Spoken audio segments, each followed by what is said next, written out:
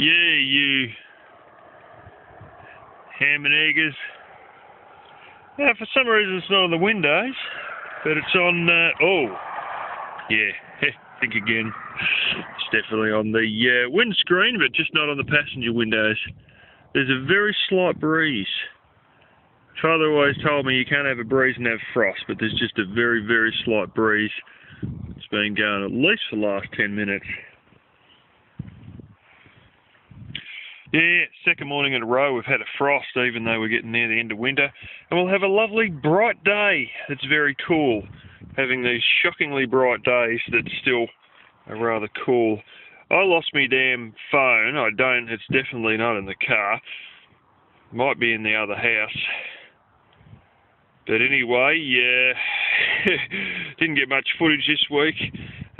Did pick some more spinach and a couple of small broccoli heads, and I'll give you the rest of the news from here on.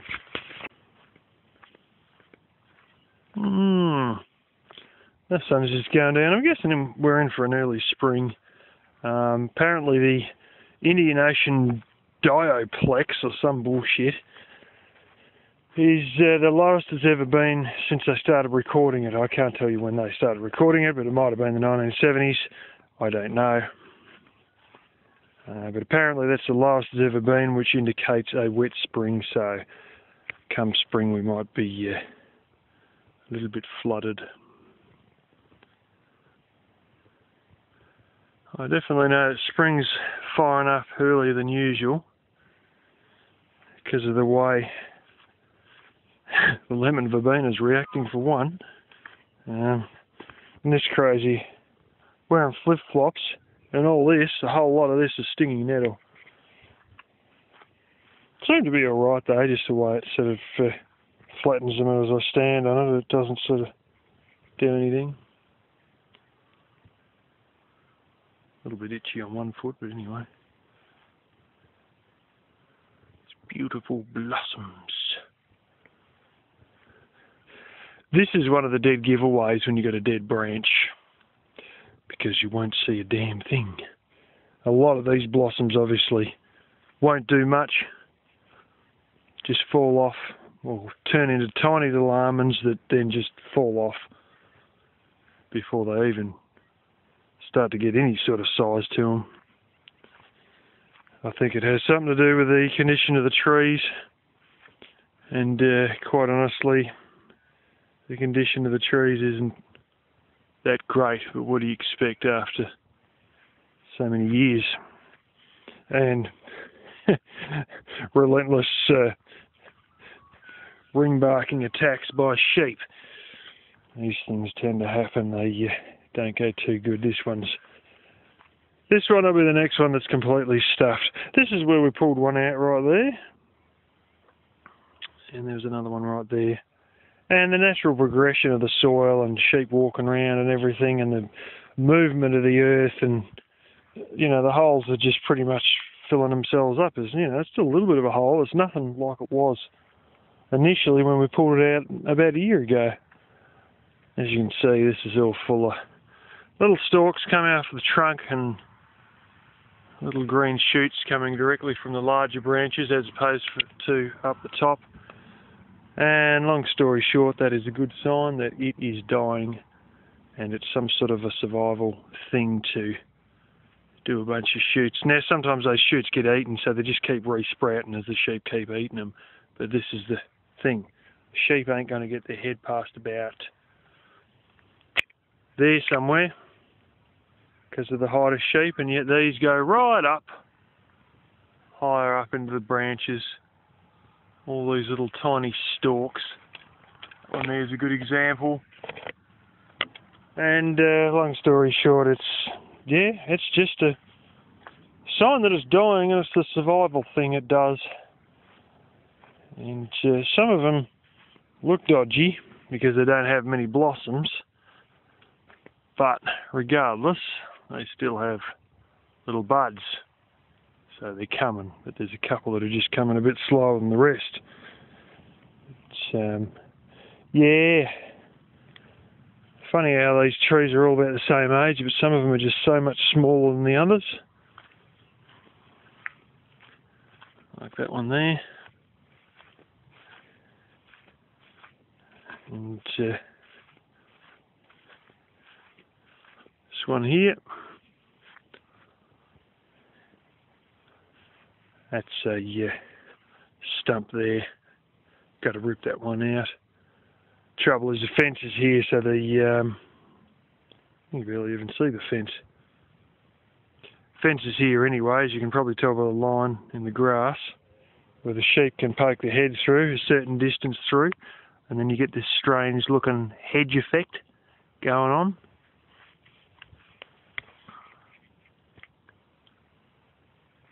Yeah, it's not terribly easy to see with this low definition, but probably going to get the backhoe and stick the arm over the fence here and just hit it flaming one way and hit it back the other, and it should come out.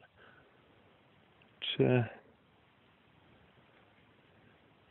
over there, that's my stash of cypress pines that are laying against the stone wall. Yeah. It's funny, I just keep pulling out more and more blooming scrap metal. It just never ends. I got the bulk of it now, though. I'm not seeing anywhere near the amount I used to. But we'll see what happens in the spring. There might be another fence torn out, and there's going to be a whole heap more wire from that. It may happen. I still want to try and do the fence around the house, at least around this end. And up the front as well, but yeah, got to see what my father wants to do in regards to his other fence that he's already bought the materials for, and there's quite a chance we'll be running in and out of scrap metal with big rolls of old fencing wire that are rusting to bits. A lot of the stuff that's there, a lot of these things, when you get big lengths of them, they tend to hold together anyway, so you're sort of alright. But yeah, they might, his one's a lot better than most, I think. A lot of the stuff with my uncle, that was actually, why we get bits of like 15 metres long and then they stop, was this other fence that was out here between the boundary of this property and my parents'. That was torn out, and the other fence that I got rid of was backed up with the dregs of what was torn out of the boundary fence. My father wasn't doing anything with it, and of course, like all old shit that nobody else wants, my uncle was always happy to claim it, and so he did, and then that's why in some areas there was actually 4 layers of fence all stuck on each other down the bottom of the hill where I replaced all the fences. Some of the older subscribers will remember. I cleaned up all this crap here, rolled all this over. Just got a bunch of stuff. A lot of you guys would have seen this anyway. That's the one, big one. Yeah. Anyway, this bloody forest should be gone, hopefully. If all plays out. I'm just about to the point now where I'm got to advertise to see about any old sheds that are failing or needing demolition, just so I can get a whole bunch of 12-foot roof sheets or something like that. Don't really see great point in buying new stuff. If it's going to run me $2,000 to do so.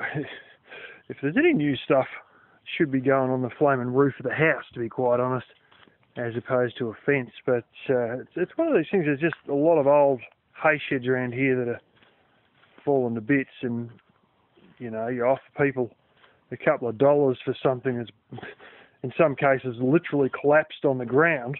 They're always willing to say yes to stuff like that. Yeah, so that'll probably be the next move anyway. Just wanted to show the little blossoms there all coming out.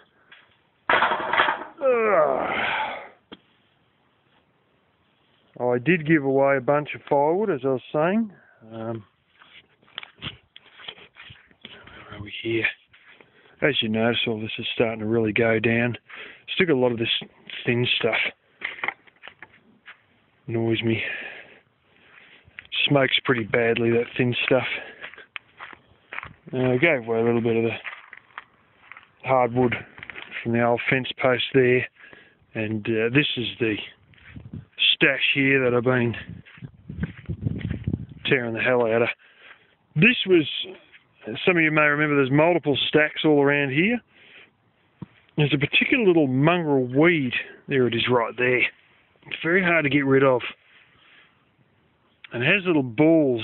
Honestly, they sit together like a pair of bloody dog's balls, but they're sticky and they'll stick to, you know, any sort of denim stuff or any sort of acrylic or whatever, and then spread themselves around the place. And I realised so much of it was under these wood stacks that the only way I was really going to get it head on was to move the wood stacks so I could attack it straight up and spray it from above or pick it out or whatever.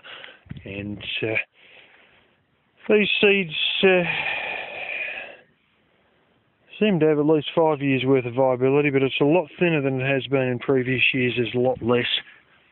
Last year there's a hell of a lot more than there is now. And I've got some more in another wood stack near the old water tank.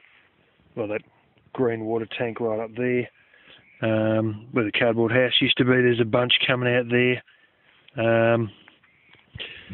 Yeah, not as much as it was. I think the viability of the seeds is just sort of wiping out, which is good. Anyway, this is one big tall stack, and I've been separating all this out. And there's some that's just a little bit like this, or split, where it sort of opens up. The other one is sap joins. Well, that's sort of a sap join there. If you're into timber, you'll know what I'm talking about. This is riddled with sap joins there. It's got another few up there. What happens is, under any pressure, they just split up. And of course, I've got some like this that's split up. But, you know, you get up the other end and it'll be sort of alright. This one probably should have gone. There's a number of them that should have gone, but I did get rid of a great heap of them. There's some of them that are a bit too bad, so I didn't really give away. Saw the flaming ripples in that. I didn't want to give him stuff with borer in it, and there's one or two bits of this that have borer. And some that is just very bad, that's mostly rotten. And some that is rotting or has borer, and I probably should cut this up for myself, but then again I got so much that it doesn't really matter. There's another sap joint. It comes to the surface for a while and then goes back down there. With those, they tend to split easily right where the sap joins are. It's an old thing, old wood, not beautiful plantation stuff, but stuff that's ripped out of a forest tends to go like that, especially stuff where the grain is not even straight. In and up and then back down again and up again. And yeah, it's just the way it goes when you tear out native forests, especially when you're on the edge and you don't have enough trees close enough together to fight for life. But anyway, I probably should have at least taken a photo of that before I gave away that big hunk. But trust me, somebody's got a heap of this stuff, and they're a bit hesitant about, oh, I don't really want any real crappy stuff. And, you know, as I suspected, they're a bit funny about if there's any pine or whatnot. And then after I'd done the load off, they said, oh, look, if it's pine, if it's conifer, whatever, it all burns, you might as well bring it down. And I told them the surprising little truth that not everybody knows. And if you're a New Zealander or you spent time in New Zealand, you may know this. In New Zealand, they don't allow you to burn hardwood. You're supposed to burn softwood only. And they have pine plantations purely for firewood. No joke. I actually saw a potbelly stove and it had a sticker, and on the one sticker said, Australia, burn hardwood only, New Zealand, burn softwood only. So while we're here all saying that you'll destroy your wood stove / wood heater if you don't burn hardwood, and that's what it'll say, that it doesn't say you'll destroy it, it just says you have to use it on the manual. Doesn't necessarily say what's going to happen if you don't. It doesn't say it'll destroy it. I think one of them may even say it'll void the warranty on one brand, but the reality of the situation is that, it might if it's specially developed for hardwood only, but the reality of the situation is pretty certain it's just something to do with emissions, and that's it. And it sounds weird, but New Zealand, they burn it as part of regular stuff, and over here we're supposed to only be burning hardwood. But the reality of the situation is that I know a hell of a lot of people who do burn pine and conifer, particularly people in the city, without a problem. So that guy may get a bunch of these cypress pines out here next time around, and needless to say, when this fence goes in around the house, there is going to be astronomical levels of that, and I may take to a bunch of that with a chainsaw just so I can load it up on the trailer and take it down to him. There's some pretty big flaming logs out there, like some pretty big trunks out there, and will result in some pretty big logs. And the reality is that if I don't cut them up to about the same size lengthwise that they're going to be in the wood heater, then it'll probably might not be too heavy to lift, but it'll be getting reasonably heavy anyway. And I don't know if he's got a chainsaw or not. I might just cut him at 2 foot lengths and he can make a cut in the middle of them. We'll see how it all goes, but going to find if there's somebody at church. I know of one person who wasn't there last week, hopefully is there this week, and ask them if they want a load of this stuff, and then we might be able to move a bit more. There's another guy at work who has a mate who goes to all the effort of pissing around making those little newspaper bricks, and I feel like saying to him, if your mate wants, I'll just bring around a heap of stuff to him, and you can have that instead of farting around with newspaper bricks. You told me that I should have used newspaper bricks for all the ones here, and it's like, dude, I've got that much wood, why would I even bother making newspaper bricks? It's beyond the joke. One thing I do know is this bizarre little thing that has the red berries. Don't know if it's in the Psychantha family or something like that, because I've seen similar things in that sort of family. My sister has a bunch of things that are a bit like this, but I don't know if it's the right leaves. It's probably the wrong leaves. I know one thing, this is the most acrid, nasty smoke imaginable, and this has been having a few dead branches, but I tell you what, you would never want to flame and burn it. I'm not going to burn it again, it's just going to go straight in a bonfire. Man, it's like acidic, acrid, bloody smoke that hits the back of your neck. There's not much in it anyway. It's not even a proper tree or anything. It's just, like, you look at all that, there's a whole bunch of stuff about as thick as my thumb for the majority of it, and then you've got a couple that are up to 2 inches thick. And that was actually a lot smaller when I first come here, but trying to put another one there too.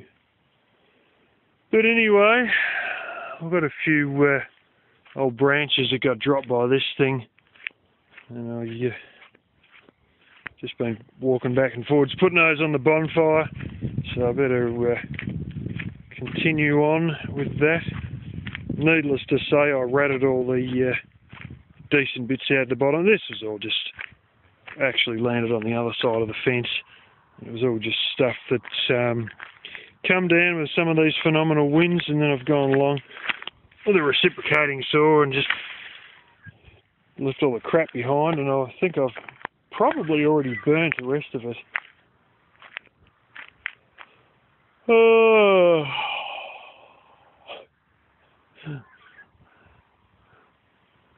The ones right around the house, right through to beside the laundry there, the two here, another whole bunch there. Gum tree there, which is suffering from termites. Gum tree here, which is good. Gum tree here, which is good. Another gum tree there, which is just outside the borderline of the property, but if I cut it, nobody would ever know. Peppercorn, peppercorn, peppercorn.